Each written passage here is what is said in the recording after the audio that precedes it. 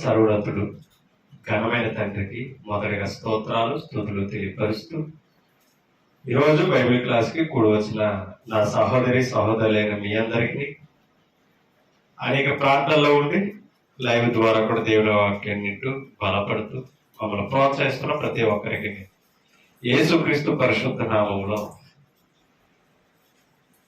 క్రీస్తు సంఘం నుంచి తాటిపూరు క్రీస్తు సంఘం నుంచి హృదయపూర్వక వందనాలు తెలియజేస్తూ ప్రార్థన చేసుకుని దేవుని యొక్క వాక్యానికి మనం వెళ్తాం. ప్రార్థన.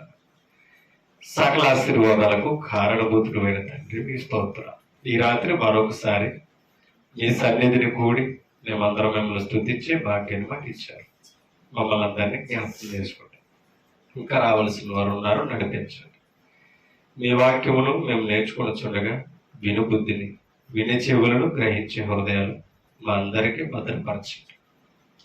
మీ వాక్యాన్ని పెడచెవుడు పెట్టక, నిర్లక్ష్యం కొట్టక, మీ వాక్యాన్ని మేము చదివి ధ్యానించి పరిశోధన చేయగలిగిన భాగ్యాలు మాకు ప్రసాదించు, కృప చూపించమని మీ వాక్యం వివరిస్తుండగా తండ్రి తగిన జ్ఞానమును మాకు ఇవ్వండి. మీ పరిశుద్ధాత్మ సహాయమును సహకారాన్ని అందించండి. లోపాలు మీ వాక్యము ద్వారా సరిదిద్దండి. మేమందరము మీ వాక్యాన్ని తెలుసుకుని మీ చిత్తానుసారంగా నడుస్తూ మిమ్మల్ని మహిమపరుస్తూ మీకు ఇష్టలుగా జీవించే భాగ్యాలు దయచేయండి. వినిచున్న వారందరి హృదయాలను పదిలపరచమని వాక్యము ద్వారా మేము అనేకమైన లోతులు నేర్చుకుని ఆత్మీయతలో మేము బలపరచబడడానికి కృప చూపుతారని ప్రతి ఒక్కరిని జ్ఞాపకం చేసుకుంటారు. సమస్త విషయంలో మహిమ ఘనత ప్రభువులు పొందుతారు. యేసుక్రీస్తు పరిశుద్ధ నామమును బట్టి ప్రార్థన అడుగుచున్నాము తండ్రి. ఆమేన్. పరిశుద్ధ గ్రంథము నుండి విలువైన సంగతులు మనం నేర్చుకోవడానికి ప్రయత్నించాలి. గత క్లాసులో కూడా ఎన్నో విషయాలను మనం నేర్చుకోవడం అనేది జరిగింది. దుష్టులు పొట్టు వలె ఉంటారని, దుష్టులు ఎవరని మనం చదువుకోవడం అనేది జరిగింది. అందులో ఒక భాగాన్ని మొన్న మనం జ్ఞాపకం చేసుకుంటాం. ఏమనంటే అరియేలు, దావీదు పురమును గురించి మనం మాట్లాడాం. ఈరోజు ఆ మాటలను మనం పరిశీలన చేద్దాం. ఒకసారి యెషయా గ్రంథంలోనికి మనం వెళ్దాం. యెషయా గ్రంథం 29వ అధ్యాయం.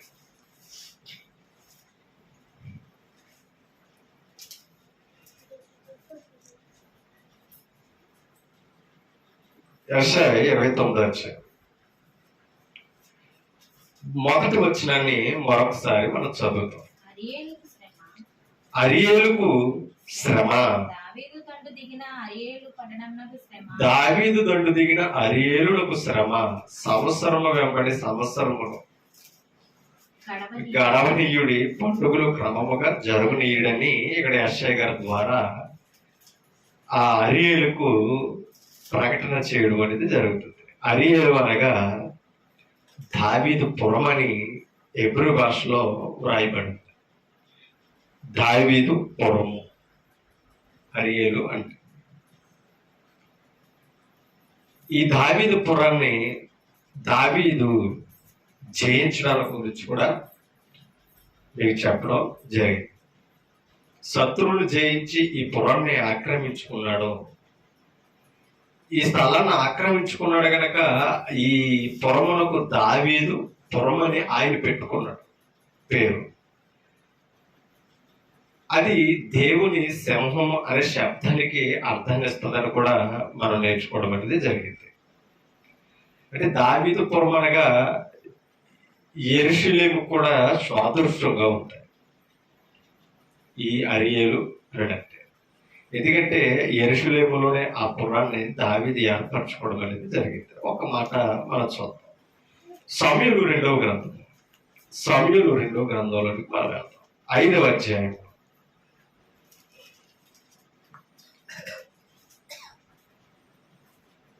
సమూయేలు 2వ గ్రంథము 5వ అధ్యాయము 9వ వచనాన్ని ఒకసారి మనం చదువుతాం. దావీదు ఆ కోటలో కాపురం ఉండి ఆ కోటలో కాపురం ఉండి దానికి దావీదు పురం అని పేరు పెట్టాడట. అంటే పైన ఆ యుద్ధములు జయించి ఆ కుంటివారిని గుడ్డివారిని వెళ్ళగొట్టి ఏం చేశాడంటే దాన్ని ఆక్రమించుకున్నాడు. ఒకసారి మనం చదువుతాం 8వ వచనం. యోబూసీయులను హతము చేయు వారందరూ నీటి కాలువల పైకి వెళ్లి దావీదునకు హేయులైన గుడ్డివారిని హతము చేయవాలని చెప్పాను. అందును బట్టి గుడ్డివారును కుంటివారును ఉన్నారో అతడు ఇంటిలోనికి రాలేడని సామెత యోబూసీయుల ద్వారా పుట్టింది. కింద చదువుతాం. దావీదు ఆ కోటలో కాపురం అన్నాడట. అంటే వారిని వెళ్ళగొట్టి దాన్ని ఆక్రమించుకుని ఆ కోటలో దావీదు నివాసం ఉన్నాడు అన్నమాట. నివాసం ఉన్నాడు కాబట్టి దానికి ఏమని పేరెట్టాడట? దావీదు పురం అని పేరెట్టాడట.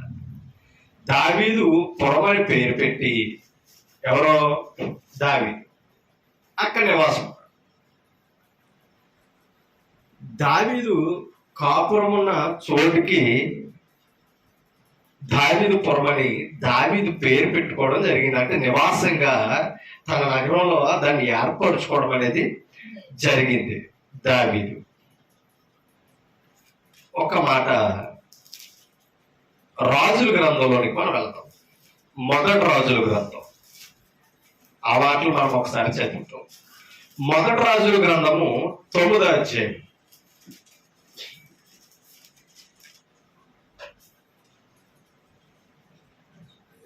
9వ అధ్యాయము 15వ వచనాన్ని ఒకసారి మనం చదువుతాం. చూడండి. యెహోవా మందిరమును సొలొమోను నగరమును మిల్లోను యెరూషలేము యొక్క ప్రాకారమును ఆషూరు మిగ్దో గెరేజెరు అను పట్టణములు కట్టించుటకు సొలొమోను చూడండి వెట్టి వారిని పెట్టాడట. ఎవరో? సొలొమోను. దేవుని మందిరమును సొలొమోను నగరమును మిల్లోను యెరూషలేము యొక్క ప్రాకారమును కట్టుటకట ఎవరిని ఏర్పరచాడట? వ్యక్తి వారిని, అంటే పనివారిని సొలొమోను ఏర్పరచడం జరిగిందట. దేనికి? మందిరమును కట్టడానికి, నగరాన్ని కట్టడానికి. మిల్లోము యెరూషలేములో అది కొనసాగించడానికి వ్యక్తి వారిని ఏం చేశాడంటే ఏర్పాటు చేశాడట సొలొమోను. ఒకసారి 24వ వచనంలో కూడా మనం వెళ్దాం. 24వ వచనం చూడండి ఆ మాట. ఫరో కుమార్తె దావీదు పురము నుండి సొలొమోనుకు చూడండి.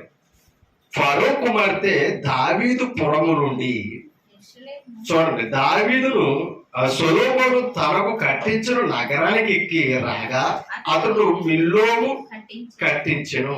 అంటే మిల్లోము అంటే లోపల ఒక నగరాన్ని కట్టించాడు. ఎవరికే? తన భార్య. సొలొమోను భార్య ఎవరో? ఫరో కుమార్తె. ఇప్పుడు రాజనగరంలో నుంచి, అంటే దావీదు నగరం కట్టుకున్నాడు కదా పురం, దావీదు పురంలో నుంచి ఎక్కడికి తీసుకొచ్చాడట? తాను కట్టించిన నగరానికి తీసుకొచ్చాడట. ఎవరిని? ఫరో కుమార్తెను, తన భార్యని. దావీదు ఏ నగరాన్ని అయితే కట్టుకున్నాడో ఆ నగరం నుంచి ఎక్కడికి తీసుకొచ్చాడట? ఆ మిల్లోములోనే కట్టిన ఒక ప్రాకారంలోనికి ఆమెను తీసుకొని రావడం జరిగిందట. అంటే ప్రత్యేకంగా కట్టాడట. ఎవరో? సొలొమోను. సొలొమోను ప్రత్యేకంగా ఆమెకు కట్టన చూపు ఎక్కడ ఉన్నది? ఆవిడ దావీదు పురంలోనూ ఉన్నది. ఇప్పుడు ఎప్పుడైతే చూడండి ఆ మాట చదువు. ఫరో కుమార్తె దావీదు పురము నుండి సొలొమోను తనకు, అంటే ఎవరికి? తన భార్యకి తనకు కట్టించిన నగరానికి ఎక్కి రాగా. అంటే ఇప్పుడు ఇక్కడికి రాకముందు ఎక్కడ ఉంది? అక్కడే చెప్పాడు దావీదు పురంలో ఉంది. ఎవరో? సొలొమోను భార్య. ఎవరోడి? ఫరో కుమార్తె. ఒక్క మాట, ఆమె కొరకు నగరాన్ని సొలొమోను కట్టించడం అనేది జరిగింది. ఒకసారి రాజుల గ్రంథంలోనే ఆ నగరం కట్టడం ఇప్పుడు ఎక్కడున్నదో దావీదు పురంలో అని మనం చదవం కదా, ఆ మాటను మనం చదువుతాం. 3వ అధ్యాయం ఇదే మొదటి రాజులు 3వ అధ్యాయం మొదటి వచనాన్ని చదువుతాం. తరువాత సొలొమోను ఐగుప్తు రాజైన ఫరో కుమార్తెను పెళ్లి చేసుకున్నాడు. ఓకేనా, అదే మాట అక్కడ చదువు. ఫరో కుమార్తెను పెళ్లి చేసుకుని ఫరో కల్లుడయ్యాడట. తన నగరము చూడండి, తన నగరము యెహోవా మందిరమును యెరూషలేము చుట్టూ ప్రాకారమును కట్టించుట ముగించిన తర్వాత, అంటే ఎక్కడ నగరములోనే నగరంలోనే యెరూషలేము ఉంది. ఓకేనా, దేవుని మందిరం నగరములో, అంటే యెరూషలేములోనే, ఆ నగరములోనే తన పురాన్ని కట్టుకున్నాడట. ఎవరు? దావీదు తన నగరాన్ని కట్టుకున్నాడట. అక్కడే దేవుని మందిరం కూడా కట్టాడు. ఇది దావీదు కట్టాలన్నప్పుడు దావీదు చేత కాకుండా తన కుమారుడైన ఈ సొలొమోను చేత కట్టించడం అనేది జరిగింది. ఓకేనా, అంటే ఇప్పుడు ఆ నగరంలోనే యెరూషలేము మందిరం ఉంది, తన పురం ఉంది. అర్థమైందా? మరలా చదువుతాం. తరువాత సొలొమోను ఐగుప్తు రాజైన ఫరో కుమార్తెను పెండ్లి చేసుకుని అతనికి అల్లుడు అయ్యాను. తన నగరము యెహోవా మందిరమును యెరూషలేము చుట్టూ ప్రాకారమును కట్టించి ముగించిన తరువాత ఫరో కుమార్తెను దావీదు పురమునకు చూడాలి దావీదు పురమునకు రప్పించెను. ఎవరు రప్పించారు? సొలొమోను. ఎప్పుడైతే ఆ నగరం పూర్తయిందో, నగరాన్ని కట్టాడో, ఆ నగరంలోకి ఎవరిని తీసుకొచ్చాడు? ఇప్పుడు తన భార్యగా స్వీకరించిన ఫరో కుమార్తెని దావీదు పురంలోకి తీసుకొచ్చి పెట్టాడు. ఓకేనా, దేవుడి ప్రాకారం ఉన్న యెరూషలేము మందిరము దాంట్లోనే ఉంది. అందులోనే ఒక మిల్లోము ఇతను నగరాన్ని కట్టుకొని ఏం చేశాడట? ఆ పురంలోకి తన భార్యని తీసుకొచ్చాడు. అదే ఇందాక మనం చదువుకున్నా అంటే 15వ అధ్యాయం 24 వచ్చు. 9వ అధ్యాయం 24 వచ్చు. క్షమించండి, 9:24. ఫరో కుమార్తె అదే అడుగుడు దావీదు పురంలో పెట్టింది ఎవరు? సొలొమోను దావీదు పురంలో పెట్టి ఇప్పుడు అక్కడి నుంచి ఎక్కడికి తీసుకొస్తున్నాడు? దావీదు పురము నుండి సొలొమోను తనకు కట్టించిన నగరునికి ఎక్కి రాగా అతడు మిల్లోను ఏం చేశాడంటే మిల్లోను కట్టించాడు. అది ఎవరు? సొలొమోనే. ఎవరి కొరకు? తన భార్య కొరకు. అది కట్టడం చూపు ఎక్కడుంది? దావీదు పురంలోనే, ఆ భవనంలోనే ఆవిడ ఉండడం అనేది జరిగింది. అది కట్టిన తర్వాత ఎక్కడికి తీసుకొచ్చాడు? తన కొరకు ఏర్పరిచిన నగరానికి తన భార్యని తీసుకొని రావడం అనేది జరిగింది. ఒకసారి 7వ అధ్యాయము 8వ వచనంలో కూడా మనం వెళ్తాం. 7వ అధ్యాయం 8వ వచనం. ఇందులోనే 7వ అధ్యాయం 8వ వచనం. అది ఎలా కట్టాడో మాట్లాడుతున్నాడో చూడండి. లోపలి ఆవరణంలో తన నివాసపు ఇంటిని ఆ విధముగానే కట్టించాను. ఏ విధంగాను? ఒక్కసారి 6 వచనాన్ని చదువుతాం. అంటే మొదటి నుంచి తన నగరాన్ని ఎలా కట్టాడో అక్కడ ఆ మాటలు చెప్తున్నాడంటే చూడండి. మరియు అతడు స్తంభములు గల ఒక మండపమును కట్టించను. దాని పొడుగు 50 మూరలు, వెడల్పు 30 మూరలు. ఒక మండపమును వాటి ఎదుట ఉండెను. స్తంభములను లావుగల దూలమును వాటి ఎదుట ఉండిలాగా కట్టాడట. ఎవరో? సొలొమోను. ఒకసారి 2వ వచనం చదువుదాం చూడండి. ఎలా కట్టడో ఆ స్తంభాలనే కట్ట. మరియు అతడు లెబనోను అరణ్యపు నగరమును కట్టించాడట. ఎవరు? లెబనోను అరణ్యపు నగరను కట్టించాడట. ఎవరి కొరకు? తన భార్య కొరకు. చూడండి, కట్టించను. దీని పొడుగు 100 మూరలు, అంటే 100 మూరలు, వెడల్పు 50 మూరలు, ఎత్తు 30 మూరలు, 4 వరుసల దేవదారు స్తంభములను, దాని స్తంభముల మీద దేవదారు దూలములు అలా కట్టాడట. ఎవరో? సొలొమోను. ఎవరికి? ఫరో కుమార్తె, తన భార్యకు. అది కట్టన చూపు ఎక్కడుంది? దావీదుపురంలోనే ఉన్నది. దావీదుపురంలో ఉందట. దావీదుపురంలో పెట్టాడు. ఎప్పుడైతే కట్టాడు అక్కడి నుంచి ఏం చేశాడు? ఈ నగరానికి తీసుకొచ్చాడు. అసలు ఇంత ప్లాన్ ఎందుకు చేశాడు? ఎవరు? సొలొమోను తన భార్య కొట్ట ఇంత ప్లాన్ చేసి దావీదుపురంలో నుంచి ప్రత్యేకంగా ఎందుకు తెచ్చాడు? ఎవరు? సొలొమోను. ఎందుకు తెచ్చాడు? ఒక్క మాట మనం జరుగుతాం. 2వ దినవృత్తాంతంలో అద్భుతమైన మాట ఉన్నదండి. ఎందుకు ప్రత్యేకంగా ఆవిడికి నగరాన్ని కట్టి తీసుకొచ్చాడు? 2వ దినవృత్తాంతంలో 8వ అధ్యాయంలోనికి మనం వెళదాం. 2వ దినవృత్తాంతంలో గ్రంథం 8వ అధ్యాయంలోనికి వెళితే అక్కడ ఒక మాట మనకి కనపడుతుంటది. 11వ వచనాన్ని ఒకసారి చదువు. 11 వచనం. ఇశ్రాయేలీయుల రాజైన చూడండి, ఇశ్రాయేలీయుల రాజైన దావీదు నగరనందు నా భార్య నివాసము చెయ్యవలదు. చెయ్యాలన్నాడా? చేయకూడదు అన్నాడా? చెయ్యకూడదు అన్నాడు. చూడండి, ఇశ్రాయేలు రాజైన దావీదు నగరనందు నా భార్య నివాసము చేయవలదు. ఎందుకని? ఆ నివాసం ఎక్కడుంది? యెరూషలేములోనే దేవుని ఆలయములకు ఆనుకుని ఉంది. ఇందాక మనం చదువు, ఈ కట్టిన నగరంలోనే మిల్లోములిది కట్టాడు. యెరూషలేము మందిరం. అవునా? ఈ నగరం ఎక్కడున్నాయి? దేవుని మందిరాన్ని అనుకుని ఉన్నాయి. అది ఇప్పుడు అంటున్నాడు ఏమని? నా భార్య నివాసము చేయవలదో. ఎక్కడ? దావీదు పురమునందు. ఎందుకని? అక్కడ మాట చెప్పాడు చూడండి. యెహోవా మందసం ఉన్న స్థలములు ప్రతిష్టములు. అర్థమైందా?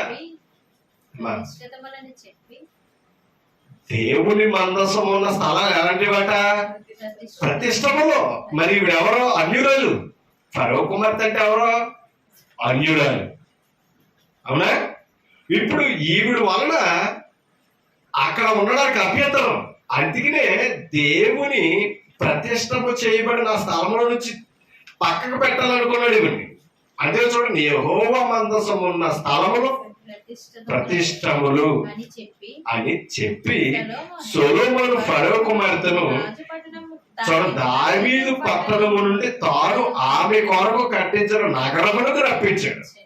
అదే మనం చదువు. ఎలా కట్టాడు ఆ నగరాన్ని? ఎవరో? సొలొమోను ఆ నగరాన్ని ఎలా కట్టాడు? ఎందుకు కట్టాడు? ఇప్పుడు అర్థమైందా? ఏమా ఇందాక 9:24 అదే చదువు.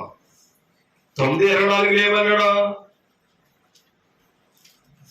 దావీదు పురములో నుంచి తన భార్యని తీసుకొచ్చేసాడు.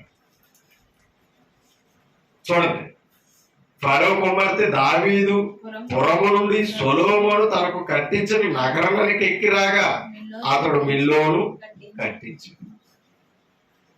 ఆ నగరం ఆమె కొరకు కట్టించాడట. ఎందుకని? ఆ స్థలము ప్రతిష్ఠిత స్థలము. ఓకేనా? ఈవిడేమో ఎవరో? అన్యురాలు. ఆఖరికి అన్యురాలైన భార్యల ద్వారా సొలొమోను ఏమైపోయాడు? ఇన్ని చేసిన ఏమైపోయాడు? భ్రష్టుడైపోయాడు. అవునా? సొలొమోను భ్రష్టుడైపోయి దేవుని సన్నిధికి దూరం అయిపోయాడు. దేవుని సన్నిధి ఎదుటే ఏం చేశాడు తెలుసా? ఉన్నత స్థలాల్లో బలులు అర్పించడం అనేది ఫరో సొలొమోను చేయడం అనేది మనం అక్కడ చూస్తున్నాం. ఒక్క మాట 11వ అధ్యాయం, ఇదే రాజుల గ్రంథం 11వ అధ్యాయంలోకి వెళ్ళి అక్కడ ఒక మాట కనపడుతుంది చూడండి. 11వ అధ్యాయం 27 వచ్చినని ఒకసారి మనం చదువుతాం. 27 వచ్చి, ఇతడు రాజు మీదకి లేచుటకు హేతువేదనగా సొలొమోను చూడండి, సొలొమోను మిల్లో కట్టించి తన తండ్రి అయిన దావీదు పురమునకు కలిగిన బేటలు బాగు చేయుచున్నాడట. ఎవరో? సొలొమోను మిల్లో కట్టించి ఆ దావీదు పురములో ఉన్న బేటలను బాగు చేస్తున్నాడట. ఎవరో? సొలొమోను. ఇప్పుడు అది బాగు చేస్తుంటే ఎవరు తిరగబడ్డారో? ఎవరు లేచారట? ఒకసారి 26 చదువు, యారోబాము గురించి చెప్తాడు. మరియు సొలొమోను సేవకుడైన యారోబాము చూడండి సహరాజు మీదకి లేచాను. చూడండి, ఇతడు జెరేద సంబంధమైన ఎఫ్రామీయుడైన నెబాతు కుమారుడట. ఎవరో? కాదండి, యారోబాము. ఈ సొలొమోను రాజు మీదకి తిరగబడిన యారోబాము నెబాతు కుమారుడట. ఇతని తల్లి పేరు జెరుబా, ఈమె విధవరాలు. చూడండి, ఇతడు రాజు మీదకు లేచుటకు హేతువేదనగా సొలొమోను మిల్లో కట్టించి తన తండ్రి అయిన దావీదు పురమునకు కలిగిన బేటలు బాగు చేస్తున్నాడట. ఎవరో? సొలొమోను. కింద చదువు, అయితే యారోబాము అను ఇతడు మహా బలాఢ్యుడై ఉండగా. ఎవరు? యారోబాము మహాబలాఢ్యుడట. ఆ బలాఢ్యుడై ఉండగా యవ్వనుడగు ఇతడు పని యందు శ్రద్ధ గలవాడని సొలొమోను తెలుసుకున్నాడట. అంటే యారోబాము ఎలా ఉంటాడట? బలాఢ్యుడు, అప్పగించిన పనులు శ్రద్ధగా ఉంటాడట. ఎవరు చూస్తలేదు కదా, నువ్వులాగిన వదిలేసి వెళ్ళిపోయే పరిస్థితి కాదట. యారోబాము శ్రద్ధ కలిగిన వాడు. అది ఏ పని అయినా సరే, దేవుని పైన అయినా, రాజు అప్పగించిన పని అయినా ఎలా చేస్తాడట? శ్రద్ధగా చేస్తాడట. సొలొమోను తెలుసుకుని యోసేపు సంతతి వారు చేయవలసిన భారమైన పని మీద అతనిని అధికారినిగా ఎందుకని బాధ్యత కలిగిన వాడు చేయడమే కాదు అమ్మా, బాధ్యత కలిగిన వాడు చేయడమే కాదు, చేయిస్తాడు కూడా పని. అందుకని ఏం చేశాడట? అధికారినిగా నియమించాడట. కింద చదువుతాం. అంతట యారోబాము యెరూషలేము నుండి 29 బయలు చూడండి, యెరూషలేము నుండి బయలు వెళ్ళాలని పోగా షిలోహునీయులు చూడండి, షిలోనీయుడు అందును ప్రవక్తయగు అహియా అతనిని మార్గమందు కలుసుకున్నాడట. అహియా ఎవరిని? యారోబాముని కనుగొను. అహియా క్రొత్త వస్త్రము ధరించుకుని ఉండెను. వారిద్దరు తప్ప పొలములు మరి ఎవరునూ లేకపోయిను. అంతటా అహియా తాను ధరించుకొని ఉన్న క్రొత్త వస్త్రమును పట్టుకుని 12 తునకలుగా చిప్పాడట. ఎవరు? ఆ వస్త్రాన్ని 12 ముక్కలుగా చేశాడట. ఎవరో? అహియా. ఈ యెరోబాముతో ఇట్లా ఆ మాట చెప్తున్నాడు. చూడండి, ఈ 10 తునకలను నీవు తీసుకొనుము. ఇశ్రాయేలు దేవుడైన యెహోవా సెలవిచ్చినదేమనగా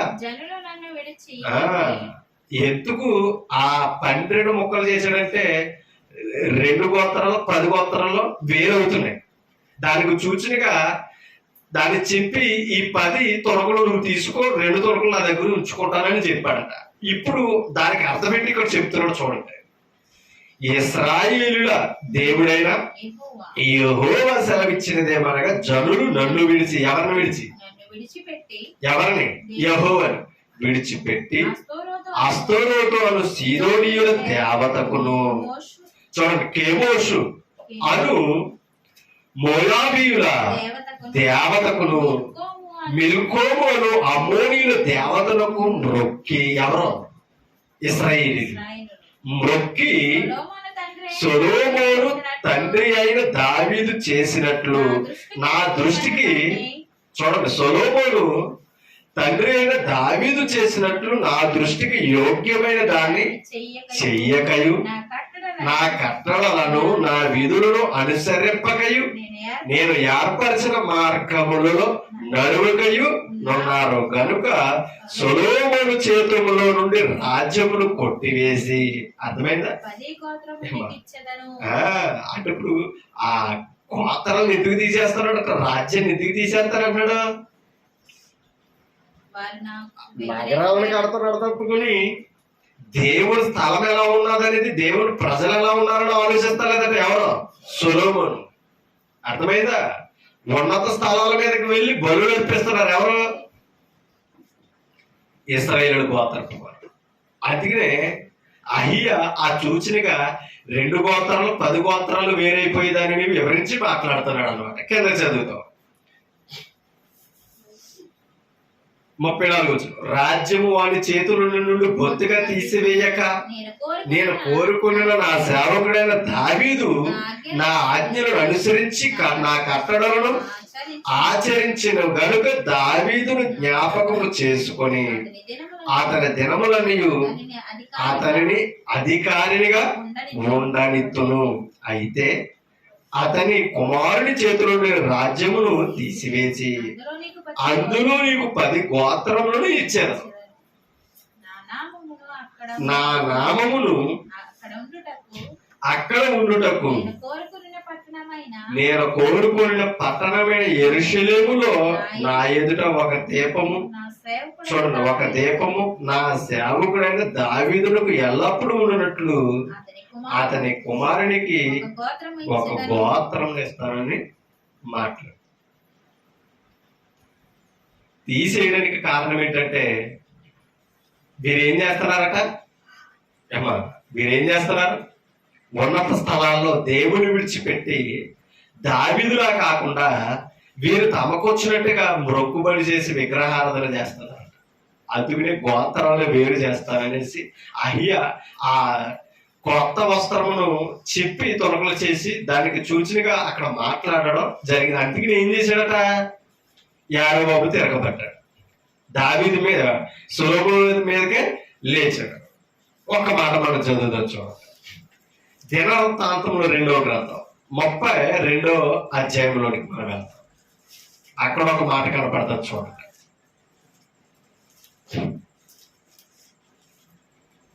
రెండవ దినవృత్తాంతంలో 32వ అధ్యాయంలో ఒక మాట మనం చదువుతాం. 5వ వచనాన్ని ఒకసారి మనం చదువుతాం. మరియు రాజు ధైర్యము తెచ్చుకొని ఆ మాటలో చూడండి, పాడైన గోడ యావత్తు కట్టించి గోపురములను వరకు దానిని ఎత్తు చేయించి బయట మరి ఒక గోడను కట్టించి దావీదు పట్టణములు మిల్లో దుర్గమును బాగు చేయించను, మరియు ఈటెలను డాలును విస్తారముగా చేయించాడట. ఎవరో? ఏ రాజు? హిజ్కియా రాజు. ఆ గోడలను, ఆ మిల్లో ఉన్న గోడలను అన్నిటినీ బాగు చేయించి దాంట్లో యుద్ధ సామాగ్రి అని తయారు చేసే వాటికి కొరకు ఆ పని చేయించాడట. ఒక్కసారి మొదటి నుంచి వచనం చదివితే అర్థం కాదండి, ఇది మనం అధ్యాయులు చదివితే అర్థమవుతుంది, అంత భావన ఉంటది. ఒకసారి 32 వచనం చదువు, మొదటి వచనం చదువుతాం. రాజు ఇట్టి నమ్మకమైన చర్య చూపిన తరువాత అష్షూరు రాజు అయిన సెన్హెరీబు వచ్చి యోధా దేశంలో చొరబడి, చూడండి, యోధా దేశంలో చొర చూచాను, చొరబడి ప్రాకారపు పురముల ఎదుట దిగి వాటిని లోపరచుకొని చూశాడట. ఎవరో? సెన్హెరీబు రాజు. ఆ సెనహేబు దండెత్తి వచ్చి యెరూషలేము మీద యుద్ధము చేయ ఉద్దేశించి ఉన్నాడని హిజ్కియా చూచి, ఈ రోజుకి తెలిసిందట, చూచి పట్టణము బయటనున్న ఓటల నీళ్లను అడ్డవలెనని తలచి తన అధిపతులతోను పరాక్రమశాలులతోను యోచన చేశాడట. ఎవరు? అతను అడ్డగించాలి, ఈ యోధ దేశం మీదకి రాకుండా సలహా తీసుకున్నాడట. ఆ యోచన చేయగా చూడండి, వారు అతనికి సహాయము చేసిరి. బహుజనులు పోగై వారు అంటున్నారట, అష్షూరు రాజు రానేలా విస్తారమైన జనములు వారికి దొరకనేలా అనుకొని ఓటలన్నిటిని దేశ మధ్యము గుండా పారుచున్న కాలువలను అడ్డిరి. ఇప్పుడు అలా చేసి ఇప్పుడు రాజు అన్నాడట, ఏమని? మరియు రాజు ధైర్యము తెచ్చుకొని పాడైన గోడ యావత్తు కట్టించి గోపురముల వరకు దానిని ఎత్తు చేయించి బయట మరి ఒక గోడను కట్టించి దావీదు పట్టణములు మిల్లో దుర్గములు బాగు చేయించను మరియు ఈటెలను డాలును విస్తారముగా చేయించాడట. ఎందుకని? సెనహేబు రాజు ఈ యోధ దేశం మీద పడబోతున్నాడు, యుద్ధానికి వస్తాడని మేలుకొన్నాడు. 6వ వచనం, జనుల మీద సైన్యాధిపతులను నియమించి పట్టణపు గుమ్మములకు పోవు రాజ్య వీధిలోనికి వారిని తన యొద్దకు రప్పించి వారిని ఇలాగూ హెచ్చరించని చేశాడట. ఎవరో హిజ్కియా రాజు. ఏమని? చూడండి, 8వ వచనం, మీరు దిగులు పడకుడి, ధైర్యము విడువకుడి, అష్షూరు రాజులకైనను అతనితో కూడా ఉన్న సైన్యం అంతటికైనను మీరు భయపడవద్దు అని ఆ ఇశ్రాయేలు రాజ్యంతో చెప్తున్నాడు. కింద చదువుతాం, భయపడవద్దు, విస్మయం పొందవద్దు, అతనికి కలిగి ఉన్న సహాయము కంటే. ఎవరికి కలిగి ఉన్నా? సెనహేబు రాజు, అవునా? అష్షూరు రాజు అని సెనహేబు రాజు కలిగి ఉన్న సైన్యము కంటే చూడండి, సహాయము కంటే ఎక్కువ సహాయము మనకు కలదు అని మాట్లాడు. ధైర్యపరుస్తున్నాడు గారిని. వారికంటే మనకి సహాయం ఎక్కువ ఉంది. ఎలాగా చెప్తున్నాడు చూడండి, మాంస సంబంధమైన బాహువే అతనికి అండ. ఎవరికి? సెనహేబు రాజుకి అండేది. ఇందాక చదువుకొని చూసారా? యారోబాబు ఎలాంటి వాడట అమ్మా? బలాజ్యుడు, అవునా? యారోబాబు ఎలాంటి వాడని వివరించాడు, బలాజ్యుడు. అలాంటి బలాజ్యుడు సెనహేబు రాజు ఆధారం చేసుకున్నాడట. వాళ్ళ సహాయము వారి బలం ఎలాంటిది అని చెప్తున్నాడు హిజ్కియా రాజు. మాంస సంబంధమైనదే, అది బలమైనదే, కానీ అది ఎలాంటిది? మాంస సంబంధమైనదే. బాహువే అతనికి అండ, మనకు సహాయము చెయ్యుటకును మన యుద్ధములను జరిగించుటకును మన దేవుడైన యెహోవా మనకు తోడుగా ఉన్నాడని చెప్పాడట. ఎంత ధైర్యపరుస్తున్నాడండి! దేహము మీద ఆధారపడి వాడికి అంత అన్న ఉంటే మనమే ఆధారపడేది ఎవరి మీద? సృష్టికర్త అయిన దేవుని మీద. నిజమైన దేవుని మీద మనం ఆధారపడుతున్నాం. మాంస దేహమైన అండ అంటుంటే మరి దేవుని అండ ఎంత ఉంటదండి? అవునా? ఏది బలమైనది అమ్మా?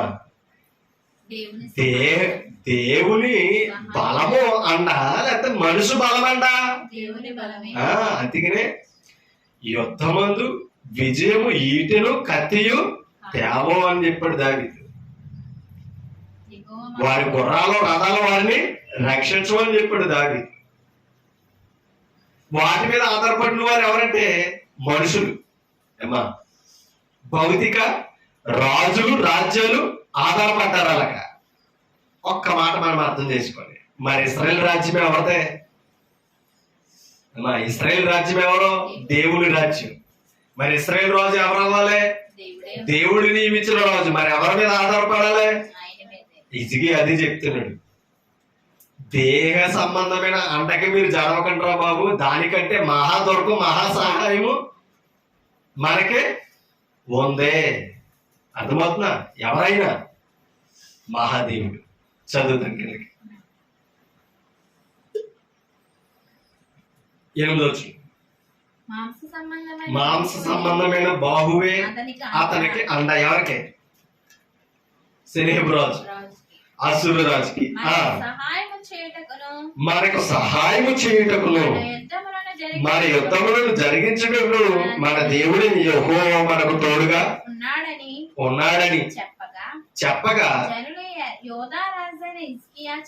చూడండి, జనులు యోధారాజైన హిజ్కియా చెప్పిన మాటల యందు నమ్మిక ఉంచిరి. అవునా? యోధారాజైన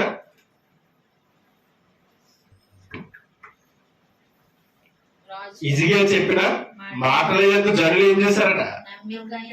నమ్మిక ఉంచిరి. అసలు నమ్మకం ఉంచడానికి ధైర్యపరిచేవాడు కావాలి కదండి. అవునా? ఒక్క మాట మనం అర్థం చేసుకుంటే, యుద్ధబంధు ఒకడు శవాలు విసురుతున్నాడు ఇశ్రాయేల్. అవునా? అప్పటికి సౌలు రాజు.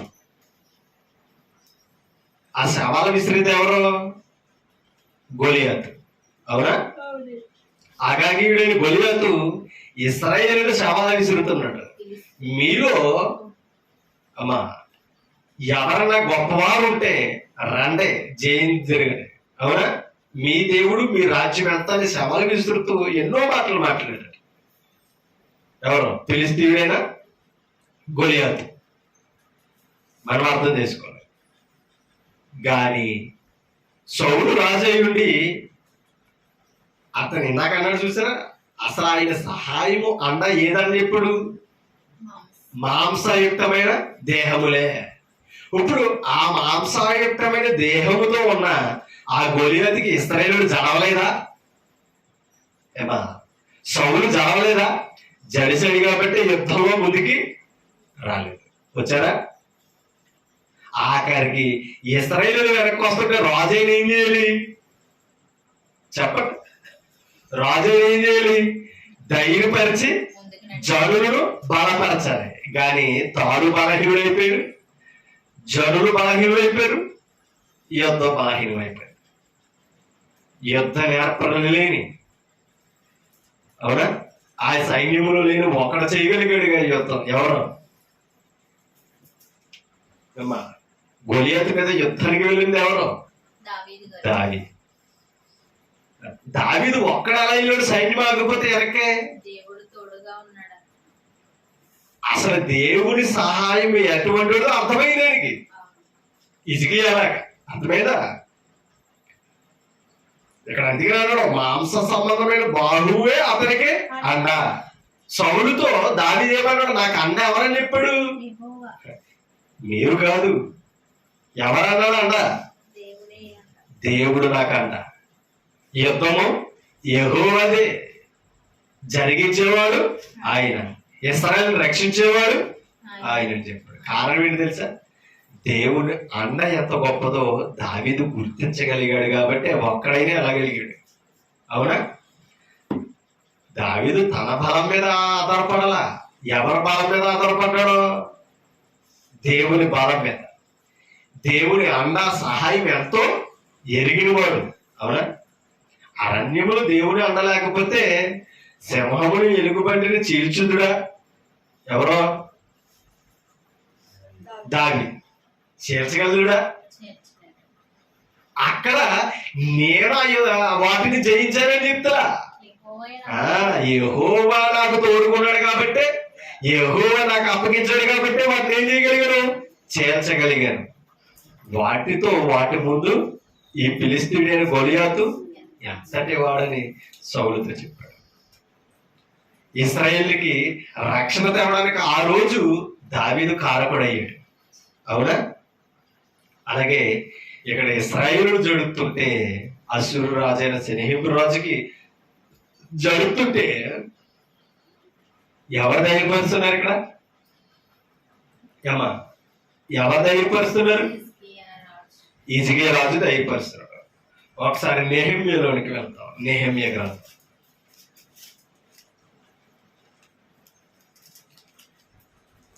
4వ అధ్యాయం. నెహెమ్యా గ్రంథం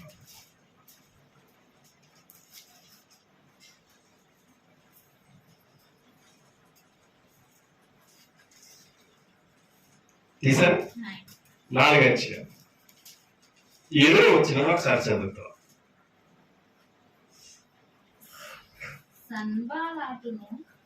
సన్బాలాతును టోబియాయును అరాబీయులను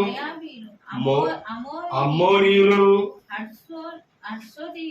అష్టోర్దీయులను యెరూషలేము యొక్క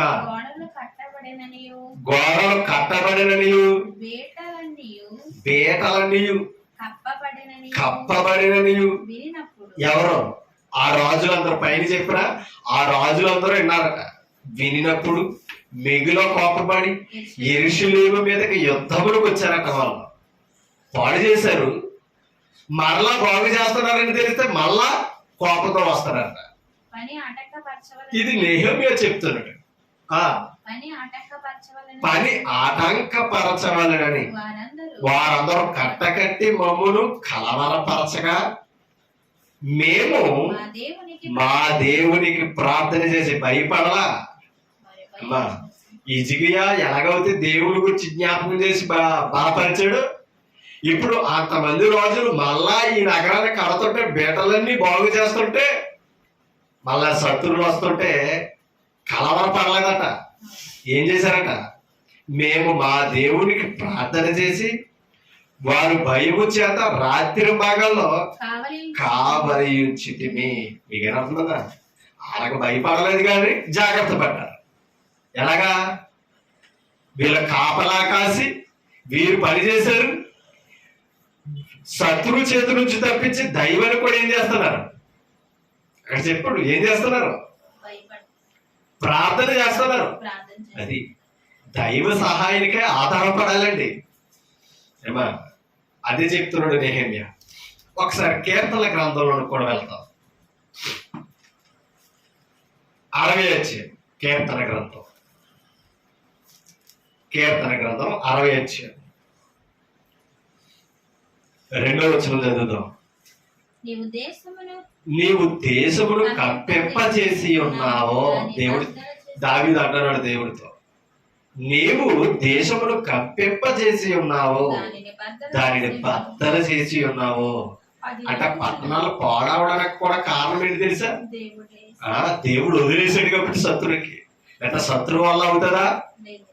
అమ్మా ఎంతో మంది రాజులను మట్టి కనిపించాడు దేవుడు తన ప్రజల చేత.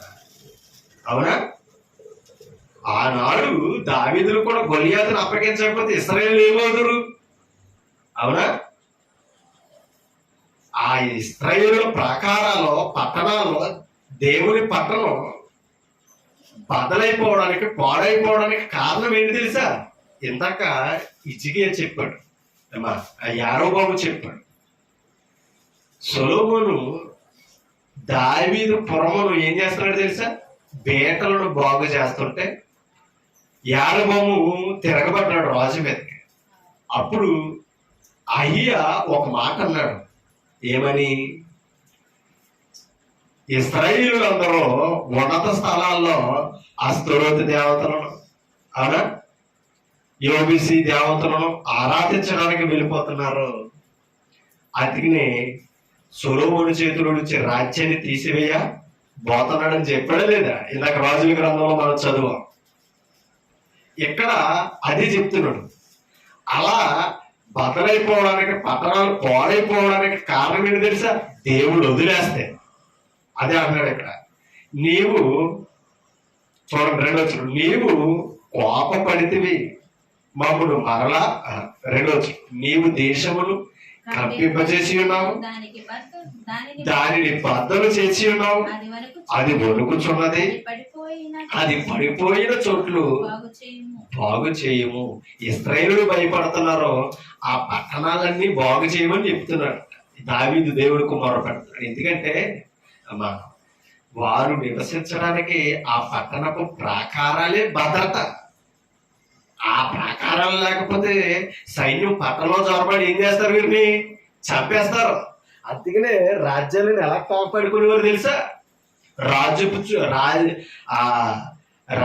చుట్టూ ప్రాకారాలనే, ఎత్తైన ప్రాకారాలనే ఏం చేసుకునేవారు? కట్టించుకునేవారు. ఆ ప్రాకారము దాటి శత్రువు రావడానికే లేనంత భద్రత చేసుకునేవారట. అర్థమైందా? ఇప్పుడు దావీదు ఆ నగరపు చుట్టూ ఆ ప్రాకారాలు అందుకనే కట్టించాడు. సొలొమోను అందుకనే కట్టించాడు. కానీ శత్రువులకి ఎందుకు అప్పగించాడని తెలుసా అమ్మా? ఇప్పుడు ఎరుకో పట్టణాన్ని పట్టుకోవాలని ఇశ్రాయేలును పంపించడం లేదా? ఎవరో? యెహోషువ. ఎవరా? ఆ ఎరుకో పట్టణం మీకు అప్పగింపబడాలంటే ఏం చేయాలని చెప్పాడు? ఎరుకో పట్టణపు ప్రాకారపు చుట్టూ మీరేం చేయాలన్నాడు? ధ్వనులు చేస్తూ కీర్తనలు పాడుచు 7 మారులు దాని చుట్టూ తిరగాలని చెప్పాడు లేదా యెహోషువ గ్రంథంలో? ఎప్పుడైతే వారు దేవుడు చెప్పినట్టుగా ప్రతిజ్ఞలు చేసి తిరిగారో అప్పుడు ఆ పట్టణపు ప్రాకారాలు ఏమైంది?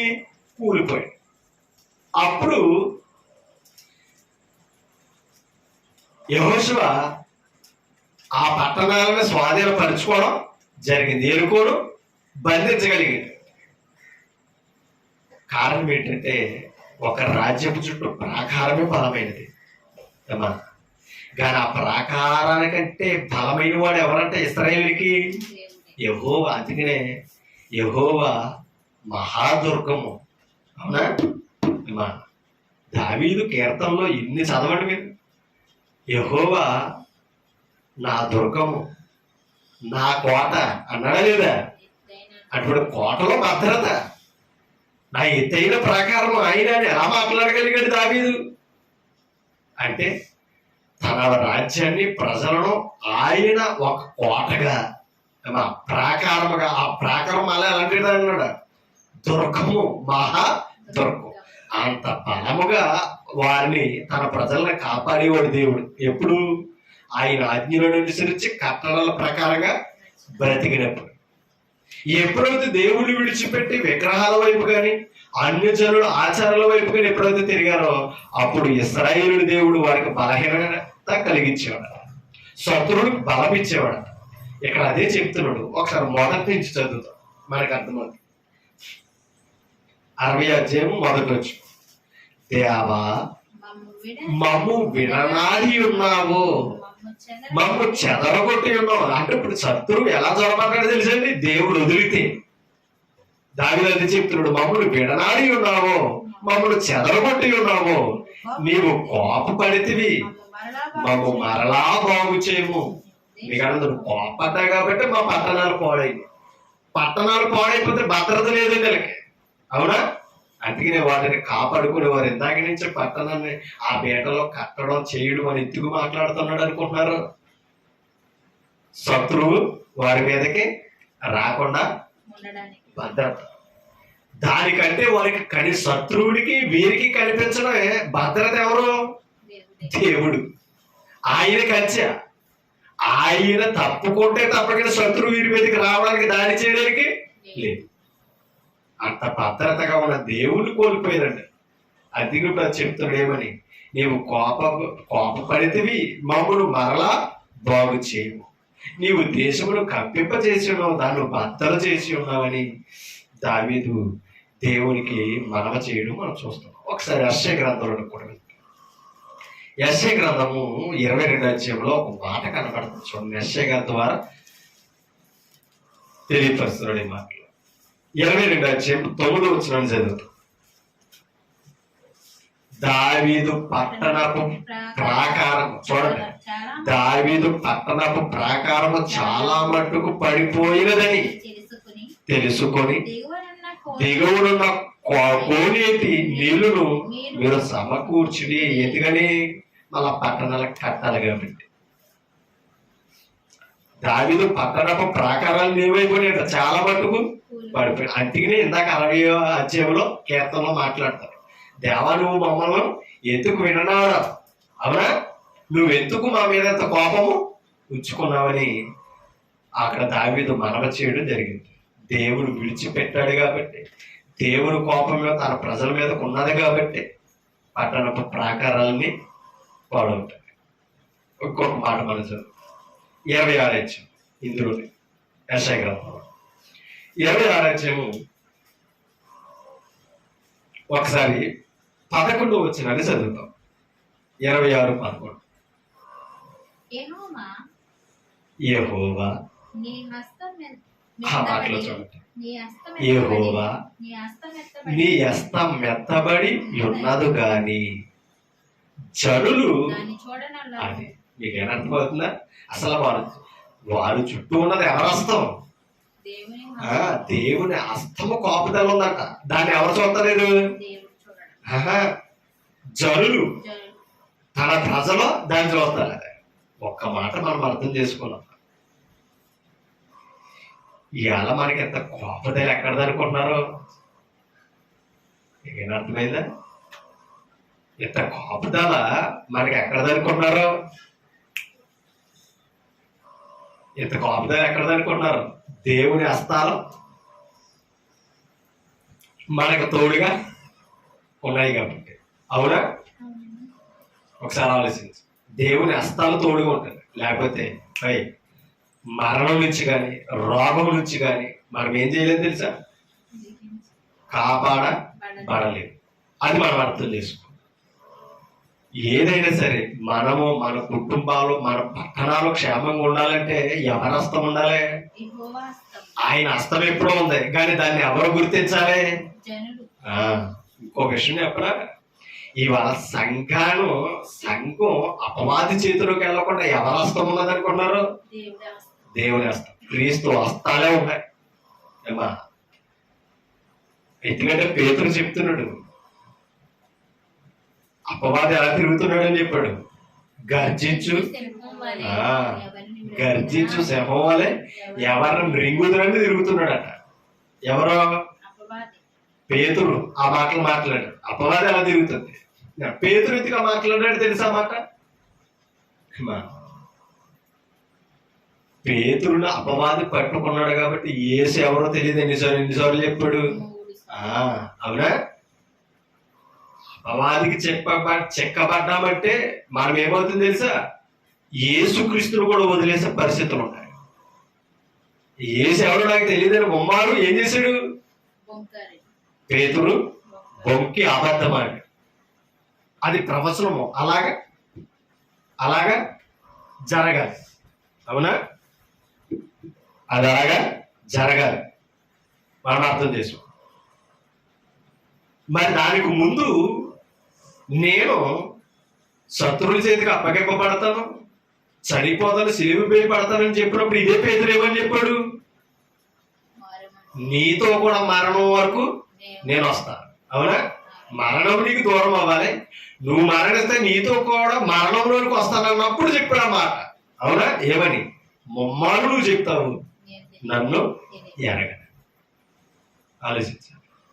మరి దానికి ముందు ఒక మాట, దానికి ముందు అపవాది వీళ్ళు కోరుకుని యేసు ప్రభు మాట్లాడాడు. అవునా? అపవాదిని ఎవరిని కోరుకున్నదట? 12 మందిని కోరుకుంటారు. ఎందుకంటే దేవుని ప్రణాళికలో వీళ్ళు ఉన్నారు. ఈ 12 మందిని కోరుకున్నదట అపవాది. మనం అర్థం చేసుకో. 12 మందిని కోరుకున్నప్పుడు ఒకసారి జల్లిలో వేస్తానని అన్నాడు. అవునా? వారికి ఫిల్టర్ చేస్తాను, ఒకసారి నాకు అప్పగించి జల్లులో వేస్తానని అన్నాడంటే మీ కొరకు నేను ఏం చేశానన్నాడు యేసుక్రీస్తు? తండ్రిని వేడుకున్నాను అని చెప్పాడు. అంటే అర్థం ఏంటి తెలుసా? తండ్రి చిత్తం ఉంటేనే అపవాది కూడా దగ్గరికి రాకాలి. ఏమా, ఆనాడు శత్రువులు ఎవరంటే అపవాది సైన్యమే. అందుకనే ఎఫెసీ పత్రికలో అంటారు, మీరు పోరాడున్నది శరీరులతో కాదు గాని అని అన్నాడు ఆరాధ్యం. ఈ యుగ సంబంధమైన దేవతలతోనూ ప్రస్తుత కాలమందు దురాత్మల సమూహముతోనూ చెప్పాడు. మనం పోరాడేది సామాన్యమైన వాడితో కాదండి, ఏమా అపవాదితో. ఇప్పుడు అపవాది కూడా మనం అపవాది చేతుల నుంచి కూడా కాపాడబడాలంటే ఎవరు తప్పించాలట? ఆయన వస్తామే, అవునా? అది నీ మాట అన్నట 26:11 చదువుతాం. యెహోవా నీ హస్తం ఎత్తబడి ఉన్నది కానీ జనులు దాన్ని చూడనన్నారు. జనులు కొరకైనా నీ ఆసక్తిని వారు చూచి వారు సిగ్గుపడుతురు. దేవునికైనా తన ప్రజల కొరకు ఆసక్తి ఉంది, కానీ దేవుని కొరకు ఎవరికి ఆసక్తి లేదు? జనులకు. ఆయన ప్రజలకు ఏమి లేదు తెలుసా? అది ఇవాళ మనల్ని రక్షించడానికి, అమ్మా మనల్ని కాపాడడానికైనా దేవునికి ఆసక్తి ఉంది, కానీ దేవుడి దగ్గరికి రావడానికి మనకు ఆసక్తి ఉందా? దేవుడి పనిని ఏ పరిస్థితుల్లో ఉన్నా చేయాలన్న ఆసక్తి మనకుందా? మనకు లేదు. ఆలోచించండి. ఆ ఆసక్తి ఉన్నప్పుడే దేవుడి పనికి మనం అర్హులు. ఆ దేవుడు తన ప్రజల కొరకు ఉన్న ఆసక్తిని చూసి జనులు ఏం చేస్తారట? సిగ్గుపడతారు. అమ్మా మనం దేవుడికి దూరమై నిర్లక్ష్యంగా బ్రతుకుతున్నాం. కొన్నిసార్లు దేవుడు మర్చిపోతున్నా, దేవుడు తన ఆసక్తిని మన పట్ల చూపించక మాట్లాడు. మనం ఎప్పుడు కూడా ఆ విషయాలు అర్థం చేసుకుంటాం. హెజ్కేలు గ్రంథంలో 13:5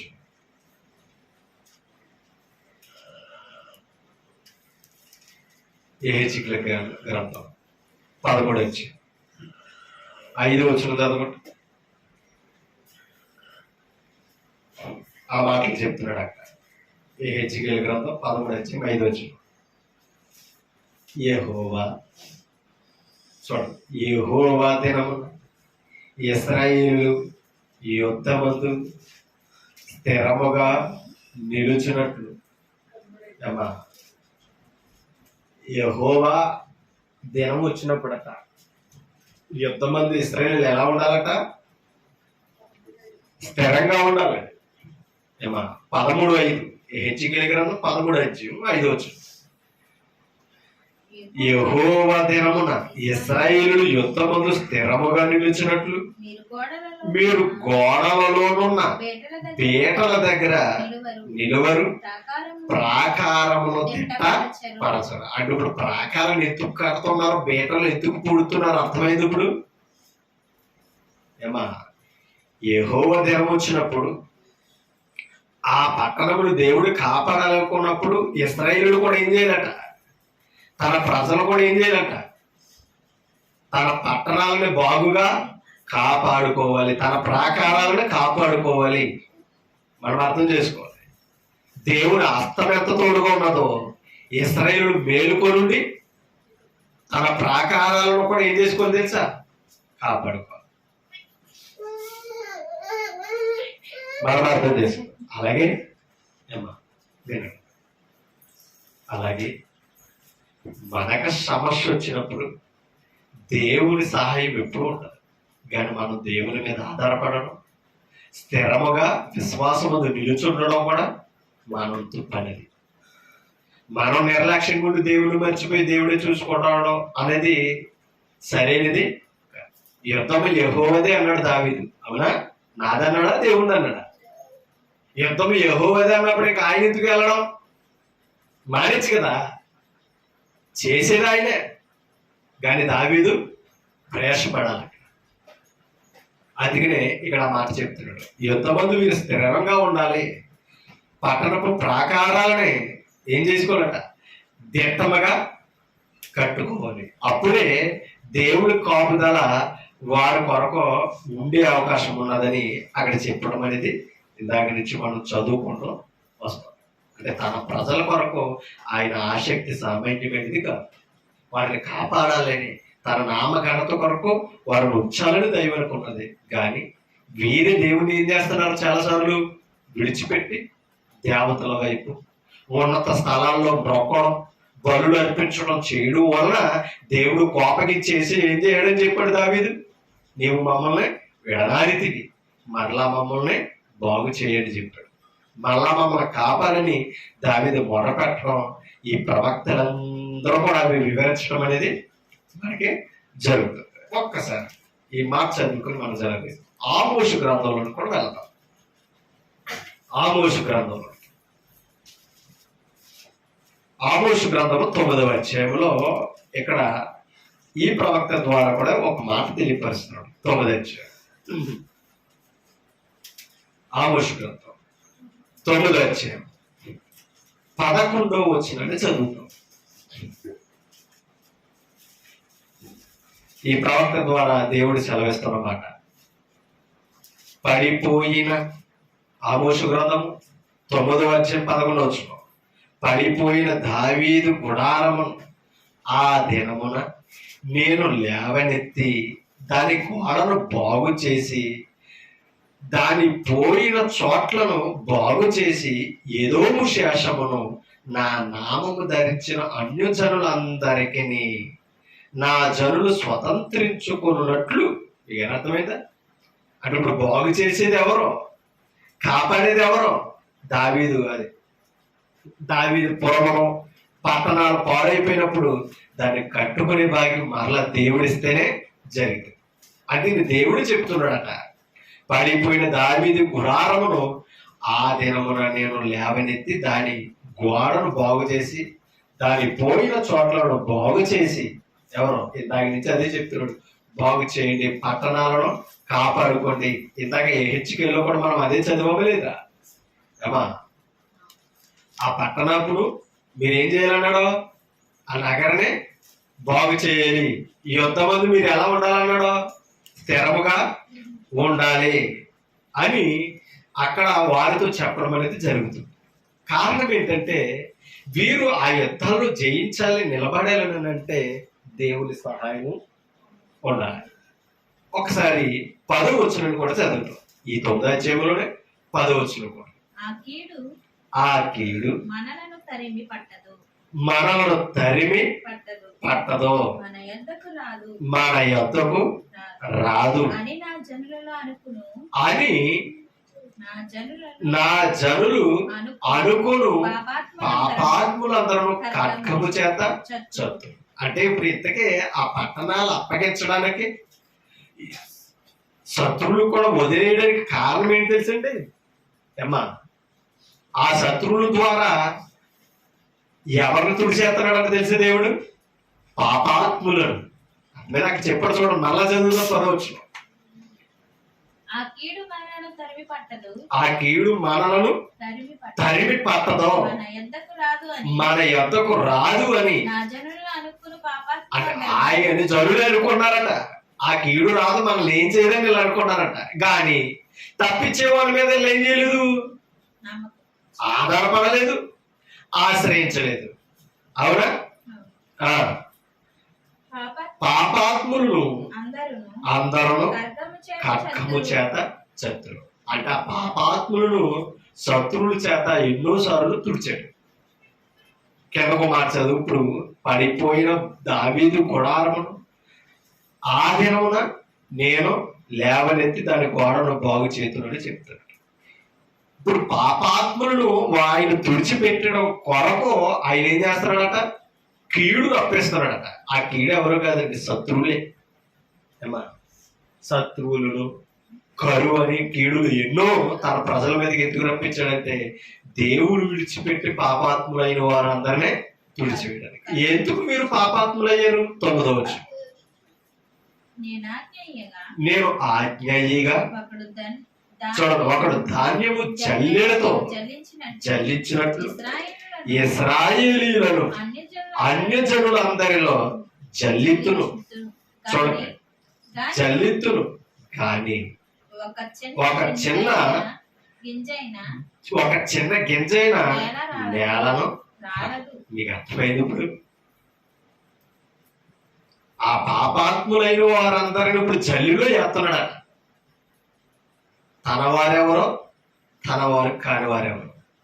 అందుకనే మొన్న మంగళవారం మనం చదువుని మాటలో మత్తయి సువార్త 3వ అధ్యాయంలో బాప్తిసం ఇచ్చి యోహాను అది చెప్పాడు. ఆయన చేట ఏమా ఆయన చేత ఆయన చేతిలో ఉంది. తన కళ్ళం ఏం చేసుకున్నాడు అంటే ఇప్పుడు ఈయన ఏం చేస్తున్నాడు తెలుసా? శత్రువుల ద్వారా ఆ పాపాత్ములు అందరిని తుడిచి తన పట్టణాలను ఆయన ఏం చేస్తున్నాడు తెలుసా? తన మీద అనుకున్న వారిని కాపాడుతూ పాపాత్ములను తుడిచి తన స్థలాలను పరిశుద్ధం చేస్తున్నాడు ఆయన. మీకేనా అర్థమైందా? ఇప్పుడు మనం కూడా ఆ క్రీస్తులోనికి వచ్చిన మనల్ని ఏం చేస్తున్నాడు తెలుసా? మనలను కూడా బాగుగా శుభ్రం చేస్తాడు. ఎలాగా బాప్తిస్మము ద్వారా. అవునా? బాప్తిస్మం ద్వారా ఏం చేశాడు?